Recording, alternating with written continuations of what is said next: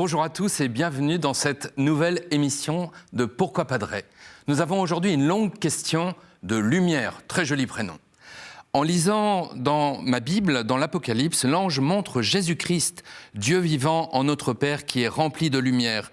Mais Jean ne décrit nullement le Christ en croix. De plus, dans l'Apocalypse, il précise les signes que Dieu mettra sur chaque personne qui sont inscrites dans le livre de vie. Les apôtres qui ont vécu avec Jésus ne mentionnent nulle part le signe de croix ou la croix comme symbole à porter ou pour se signer.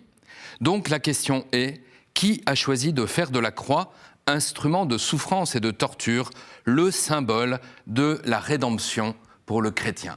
Chère Lumière, merci pour cette belle question qui nous concerne tous. En effet, le signe de la croix est le signe par excellence qui marque toute notre vie chrétienne. On l'apprend aux tout petits enfants et c'est souvent le dernier geste que font les mourants avant de rendre leur âme à Dieu. Il ouvre et termine toute prière chrétienne, qu'on soit seul ou à l'église. Il est utilisé dans tous les sacrements, dans toutes les bénédictions. On peut le faire devant les églises ou les calvaires ou avant et après un repas. Mais d'où vient ce signe ?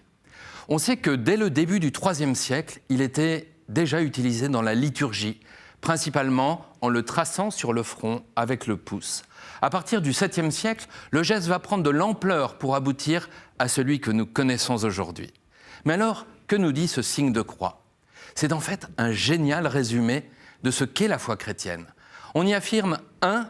Que Dieu est Trinité, Père, Fils et Saint-Esprit. 2. Que notre Dieu s'est fait homme et qu'il a livré sa vie en mourant sur la croix. En versant son sang, il s'est rendu vainqueur du pouvoir du mal et par sa résurrection va nous communiquer l'Esprit Saint. La sagesse populaire le dit, un bon dessein vaut mieux qu'un long discours. C'est exactement le cas ici.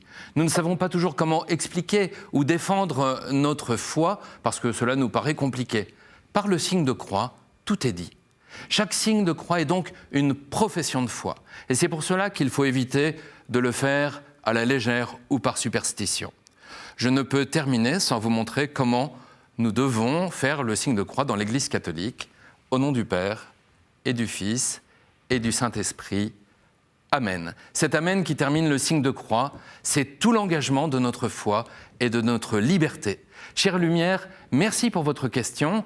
On peut poser d'autres questions en envoyant un mail à l'adresse pourquoipadre@ktotv.com ou alors sur les réseaux sociaux. Vous retrouverez cette vidéo et plein d'autres sur ktotv.com. À bientôt.